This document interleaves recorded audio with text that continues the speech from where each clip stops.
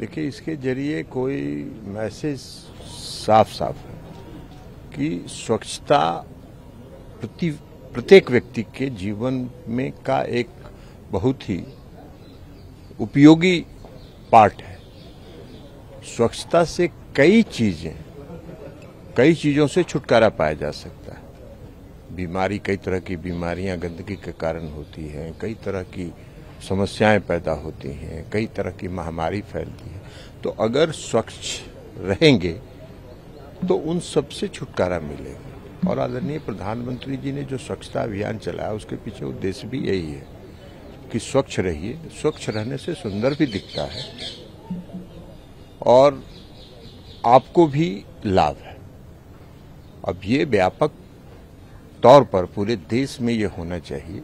इसका एक संदेश यहाँ से आदरणीय प्रधानमंत्री जी भी श्रमदान करते हैं, हम सब लोग श्रमदान करते हैं और उससे एक संदेश देते हैं। स्वच्छता सिर्फ स्वच्छता के नारे के लिए नहीं है, स्वच्छता को स्वभाव का अंग बनाना चाहिए और उसको अपने संस्कार में शामिल करना चाहिए कि हम अगर 10 मिनट आधा घंटा रोज अपने आसपास अगर साफ सफाई रखेंगे, गांव में गलियों को नलियों को अगर हम साफ रखेंगे तो उससे कई तरह की समस्याओं से छुटकारा मिलेगा। तो इसलिए नारा भी दिया गया है कि स्वच्छता स्वभाव भी है और संस्कार भी है, इसको उसका अंग बनाना चाहिए। बिहार के संदर्भ में देखिए, बाढ़ में लगाया जा रहा है कि सरकार को जिस तरह से लोगों की मदद करनी चाहिए वो फेल है। आप कभी आरोप लगाना तो अलग बात है, लेकिन आपको मालूम है कि बिहार में नीतीश कुमार जी प्रारंभ से जब से वो मुख्यमंत्री बने हैं एक ही बात उन्होंने कही है कि राजकोष जो है उस पर सबसे पहला अधिकार अगर किसी का है तो वो है आपदा पीड़ित लोगों का। और जब भी बिहार में आपदा आई है पिछले 20 वर्षों में, मैं भी वहां 5 वर्षों तक सरकार में मंत्री था, जब भी आपदा आई उन्होंने राजकोष को खुला छोड़ दिया। वहां जो हम अभी खुद भी मेरे क्षेत्र में भी बाढ़ आई थी, हम गए थे वहां। ये आरोप लगाना अलग बात है, बोलना अलग बात है।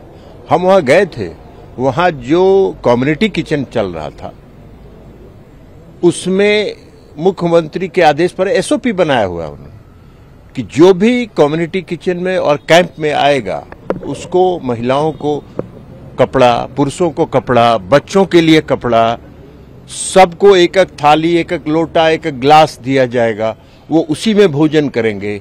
कोई पत्तल में नहीं खाएगा, पत्तल बाहर फेंकेगा तो उससे बीमारियां फैलेगी। पूड़ी नहीं खिलाया जाएगा कम्युनिटी किचन में, इसलिए कि पूड़ी में किस तेल का उपयोग है। तो ये सारा एसओपी बना हुआ है। बिहार में नीतीश कुमार जी को चले जाइए मधुबनी के इलाके में, दरभंगा के इलाके में, उनको कुंटलिया बाबा के नाम से लोग कहते हैं। जो आपदा पीड़ित परिवार था सबको 1 कुंटल अनाज उन्होंने घर पर पहुंचा दिया। लेकिन आरोप लगाने के लिए अब उनके पास क्या उपाय है? आज का ट्वीट है तेजस्वी यादव का। देखिए, तेजस्वी यादव जब लालू यादव थे और 2008 में मनमोहन सिंह सरकार ने जब वहां बाढ़ आया था तो राष्ट्रीय आपदा घोषित किया, 1000 करोड़ का मिला। आप जरा राज्य से 30 सांसद हैं, 1 मिनट लालू जी के राज का पुराना इतिहास, लालू जी का भाषण हम आपको सलाह देंगे। पुराना भाषण लालू जी का पढ़ लीजिए। लालू जी जब बाढ़ आता था तो कहते थे अरे बाढ़ आ गई तो गरीब सब मछली मारी खाई, बाढ़ तो मछली लेके आवेला। यही तो उनका था बाढ़ पीड़ितों के बारे में। तो ये बात छोड़ दीजिए, वो इस तरह के बयान देने के लिए वो जाने जाते हैं और वही संस्कार उनके पुत्र ने भी ग्रहण कर लिया है। तो अब इसका क्या जवाब दिया जाएगा? तो उनका पुराना इतिहास तो बता दिए कि बाढ़ आता है तो मछली मार के गरीब सब खाता है, बाढ़ में मछली आ जाता है। तो यही सब उनका बयान था, मजाकिया टाइप का। किसी भी चीज को, गंभीर समस्या को हल्का कर देना ये उनका स्वभाव का अंग है।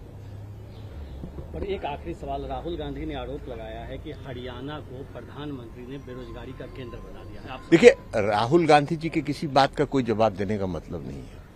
राहुल गांधी जी आजकल पूरे देश में घूम घूम के कह रहे हैं कि जाति आधारित जनगणना होना चाहिए।